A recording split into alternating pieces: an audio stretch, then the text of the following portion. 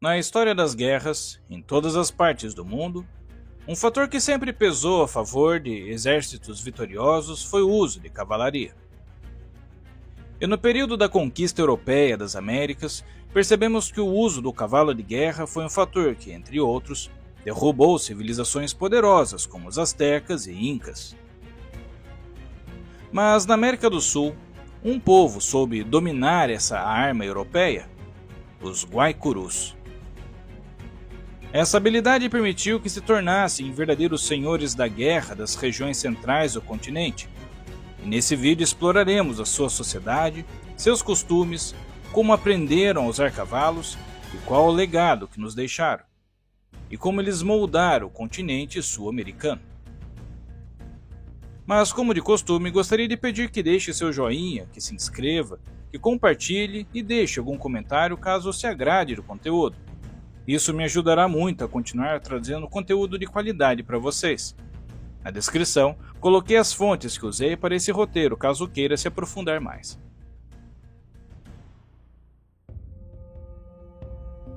Como muitos outros povos da América do Sul, as origens da etnia que formou os Guaicurus ainda são incertas, com algumas fontes indicando uma ligação com povos que migraram da região da Patagônia, ou que teriam vindo das regiões andinas, e que dominaram as regiões do Chaco paraguaio, uma vasta área que dominaram, mesmo sendo nômades e tendo um estilo de vida caçador-coletor. Até onde se sabe, esse grupo se autodenominava Eiguaieguis, que em sua língua significa povo da palmeira, mas também eram conhecidos como Embaiás. O seu idioma, também chamado de Guaicuru, é reconhecido atualmente como parte dos ramos linguísticos Aruaque, que abrange grupos como os Cariuel, Paiaguá, Abipom e os Terenas. Mais para o sul, há também os povos Mocovi, Toba e Pilagá, que se autodenominam Kuon e formam um contínuo linguístico e étnico dos Guaicurus. O nome Guaicuru originalmente tem origem guarani, um grupo étnico rival, que usavam para se referir de forma pejorativa ao grupo Embaiá que habitava a margem ocidental do rio Paraguai, entre a foz dos rios Pilcomayo e Iabebiri, desde o século XVI até onde podemos saber. E é um termo que quer dizer povo malvado e sarnento, ou de pele suja. Esse termo e o Embaiá passaram a ser usados como sinônimos para designar esses povos que viviam na região do Chaco e que compartilhavam a língua Guaicuru.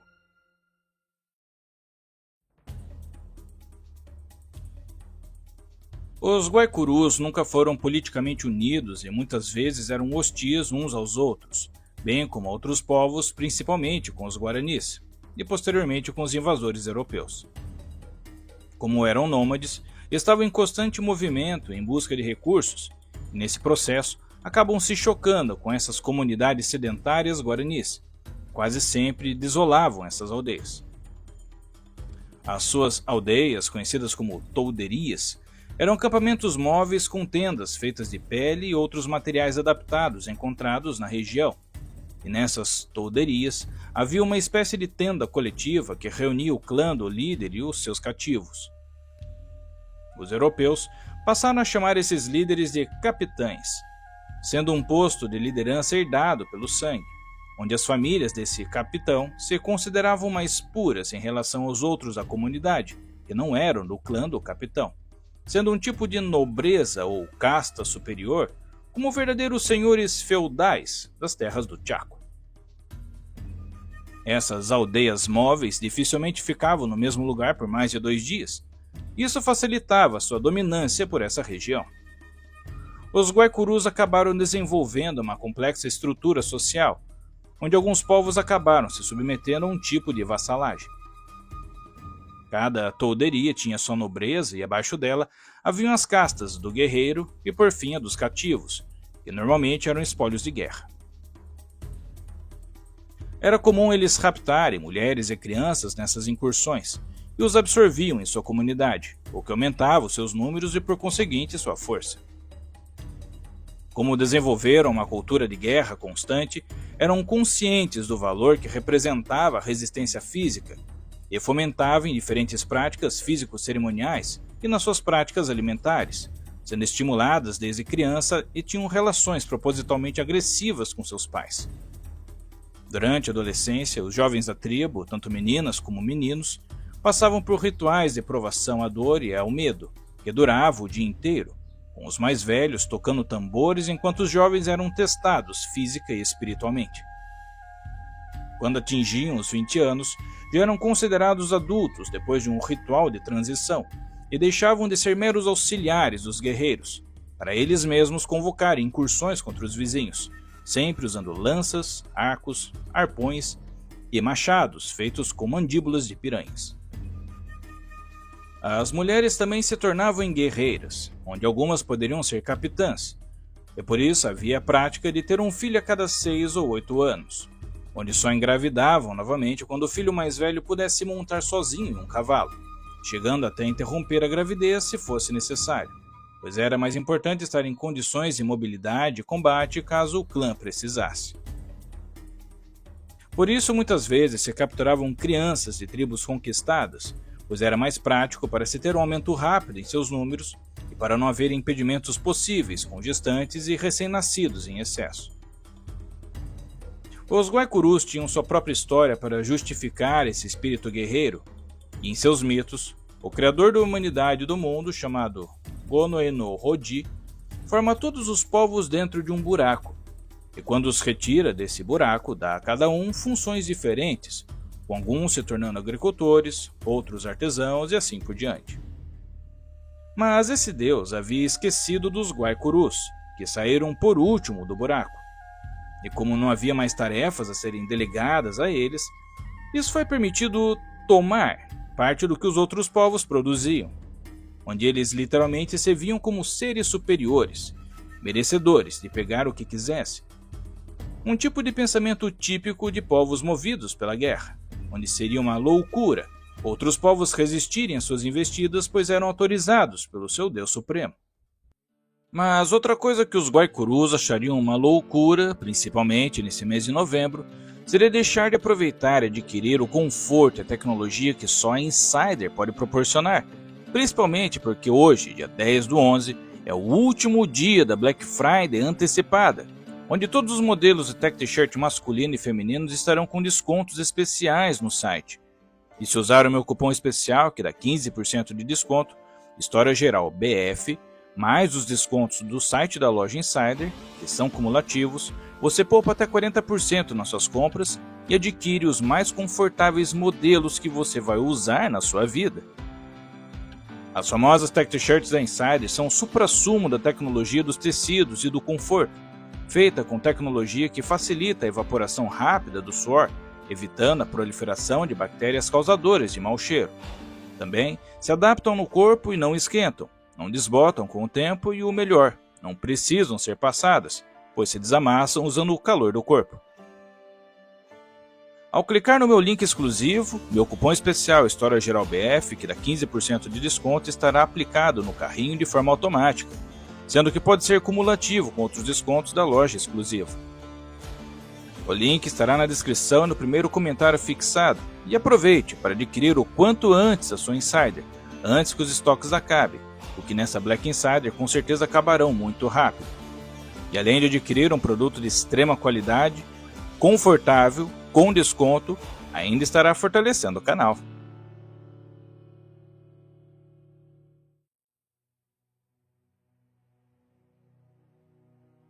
Conforme vimos, a cultura e o modo de vida dos Guaicurus e até sua mitologia dão uma boa indicação de como eles se viam e como queriam ser vistos. Mas o ímpeto guerreiro deles, permitido pelo seu Deus Criador, teve a ajuda de uma arma nova que passaram a adotar: o cavalo. Não sabemos ao certo quando eles passaram a usar cavalos, mas pelo que temos registrado foi em 1542, durante uma escaramuça entre eles e o conhecido conquistador espanhol Álvar Núñez Cabeça de Vaca, que eles tiveram o primeiro contato com os cavalos europeus. Cabeça de Vaca os descreveu desta forma: esses índios são grandes guerreiros e homens valentes, que vivem de carne de veado, manteiga, mel, peixe e javali. Eles vão diariamente à caça, pois é a sua única ocupação. Eles são ágeis e rápidos, tão prolixos que cansam os servos que os pegam com as mãos. Eles são gentis com suas esposas, eles são muito temidos por todas as outras tribos. Eles nunca permanecem mais de 2 dias em um lugar, mas rapidamente removem suas casas feitas de esteira. Mesmo com a superioridade bélica dos europeus, os Guaicurus eram os senhores absolutos do Chaco. Gradualmente adquiriram cavalos, o gosto pelo gado que os espanhóis implementaram e pelas armas e ferramentas de ferro. No século XVII, os ataques Guaicurus forçaram o abandono do assentamento argentino de Concepción del Bermejo e na realocação de Santa Fé, também na Argentina. Em retaliação, em 1677, os espanhóis massacraram 300 comerciantes em Baiás que estavam acampados perto de Assunção. No início dos anos 1700, bandos de até 400 guerreiros Guaicurus estavam atacando assentamentos espanhóis em Tucumã e outras províncias argentinas próximas. Seus ataques forçaram os espanhóis a abandonar algumas áreas de fronteira. O maior ataque dos Guaicurú ocorreu em 1735, quando 1000 guerreiros dos grupos Mocoví e Toba invadem a província argentina de Salta, eliminando ou capturando centenas de pessoas, resgatando alguns cativos e mantendo outros como escravos, e muito gado. As incursões de Imbaiá no Paraguai durante a mesma década resultaram na perda de 500 paraguaios e na captura de 6.000 cabeças de gado. E apesar de estarem em seu apogeu, não foram páreo para uma epidemia de varíola ocorrida entre 1732 e 1736, que tirou a vida de muitos, especialmente dos grupos Mocoví. E somando isso a um sistema descentralizado de poder sem um líder forte que os unisse, acabam sendo assimilados aos poucos em algumas partes, ou se tornando mais hostilizados em outros territórios. Desde o século XVII, missionários jesuítas tentaram estabelecer as famosas reduções, que havia dado certo com os guaranis, para conter os Guaicurus, mas não tiveram sucesso, sendo somente em 1743 que conseguem a sua primeira missão bem-sucedida entre os Mocoví em San Javier, ao norte de Santa Fé, Argentina. Somente depois que várias outras missões foram estabelecidas entre as várias etnias dos Guaicurú, mas essas populações nas missões eram instáveis, pois muitos Guaicurus retornaram aos seus hábitos nômades após residirem nas missões, mesmo que nessa época muitos já estivessem integrados à economia espanhola, criando gado, cultivando e trabalhando por salários, embora muitos também continuassem contrabandeando e roubando gado e permanecessem hostis aos espanhóis. Além disso, a pressão humana sobre o Chaco levou à sua deterioração ambiental e o habitat para a cultura tradicional de caça e coleta se torna insustentável, até porque os rebanhos de cavalos e gado dos povos do Chaco mudaram drasticamente o ambiente local.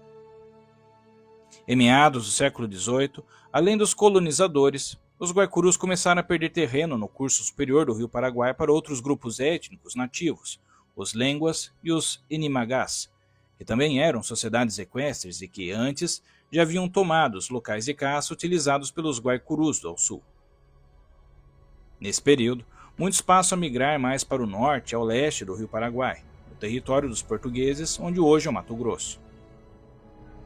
Os portugueses se estabelecem nessa região a partir de 1720, em busca de ouro, e a população invasora passa a crescer a cada ano, onde caravanas apelidadas de monções vinham de São Paulo até Cuiabá, pelos rios pantaneiros. Os ligeiros cavaleiros Guaicurus e os habilidosos canoeiros Paiaguás se aliaram contra os colonos e mantiveram esses invasores afastados, protegendo seus territórios, aterrorizando os que seguiam nessa rota no centro-oeste, pois passam a atacar essas caravanas, muitas vezes com dizimação total dos viajantes, além de ataques a vilas portuguesas. Assim, no século XVIII, os Guaicurus se tornam um grande flagelo dos portugueses, e o grande problema a ser solucionado. De acordo com a narração do padre português Manuel Aires de Casal, os Guaicurus eram os mais temidos da região, que ia do Chaco até o estado de Goiás. São tão soberbos que a todas as nações dos gentios confinantes tratam com desprezo.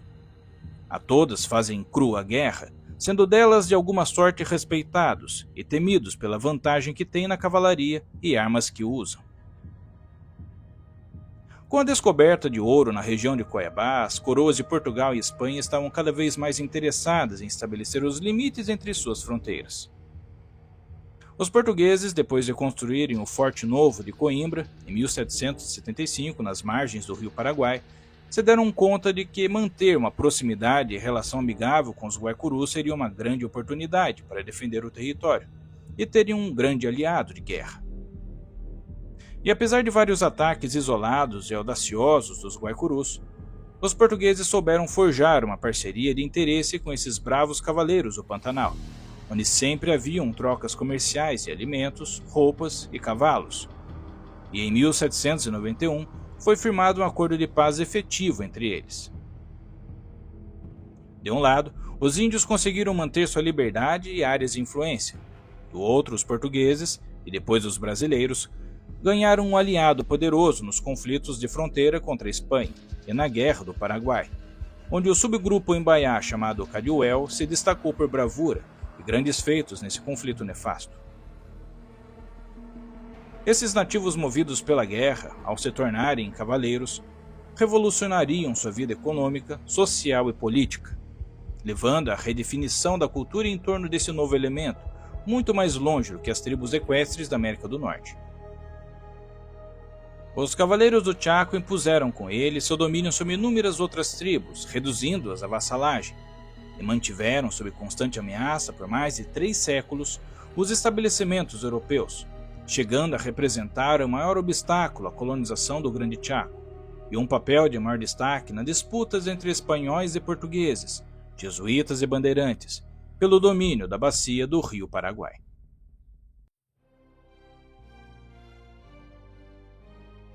Depois da Guerra do Paraguai, o governo do Mato Grosso cede as terras aos Cariuels, como retribuição da lealdade que tiveram com os portugueses durante a guerra, e até hoje habitam essa terra. Mas outros grupos Guaicurus não tiveram tanta sorte, por assim dizer. Os Paiaguás e Abipom foram extintos e assimilados pelos colonizadores ainda no século XIX. Os grupos nômades Tobas e Mocovis, no Chaco argentino, continuaram a resistir ao avanço da fronteira até 1884, quando foram forçados em viver em reduções, e outros milhares de Tobas se retiraram para regiões isoladas da Argentina, Paraguai e Bolívia, e mantiveram algum nível de autonomia no início do século XX. Em 1904, um movimento milenarista eclodiu entre os Mocovis de San Javier, Santa Fé, Argentina, mas foi rapidamente reprimido quando 500 deles foram repelidos após um ataque à cidade. Em 1924, a polícia e os militares argentinos eliminaram 400 nativos Toba, o que foi chamado de Massacre de Napalpí. No Brasil, depois que se tornou uma república, os Cariuel se adaptaram à chegada da pecuária, e a cavalaria deu lugar à criação de gado, tanto na reserva quanto no entorno. A chamada terra indígena Cariuel teve o reconhecimento oficial no início do século XX pelo governo do estado do Mato Grosso, onde houve demarcações determinando os limites dessa reserva. Devido às políticas colonizadoras de Getúlio Vargas, pouco tempo depois, teve início uma migração de fazendeiros, pecuaristas e poceiros que começaram a disputar as partes dessa reserva. Em 1980, tensões escalaram perigosamente e havia algo como 1.800 invasores dentro da reserva, resultado da vista grossa dos militares no período do governo militar. Ao pé da Serra do Bodoquena, no norte da reserva, Cariuels prepararam-se para a guerra contra fazendeiros por causa de arrendamentos feitos à sua revelia, inclusive com denúncia de participação da FUNAI.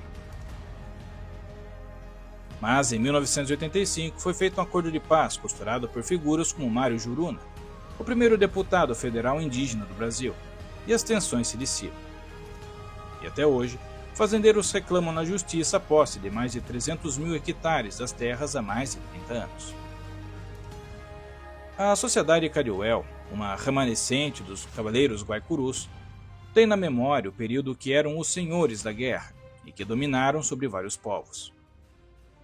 Isso é observado sempre nos discursos de autodefinição, onde o ideal do guerreiro é fonte de valores que ainda norteiam as suas práticas. A trajetória dos Guaicurus é um testemunho da resiliência, coragem e adaptabilidade, bem como a ferocidade e violência que os povos nativos praticavam. Longe daquele imaginário lúdico do bom índio, que muitas vezes distorce a realidade mais complexa dos nativos, os Guaicurus foram soberbos cavaleiros que não se furtavam em conquistar, atacar e tomar à força o que queriam. E em suas poderosas montarias, esses bravos cavaleiros dominaram as vastas planícies do Chaco, protegendo suas terras e suas culturas com uma tenacidade inigualável. Desde os tempos de suas batalhas contra invasores coloniais até a manutenção de suas tradições culturais, os Guaicurus sempre foram sinônimo de resistência e orgulho, os irredutíveis e invencíveis senhores da guerra e nobres cavaleiros do Novo Mundo.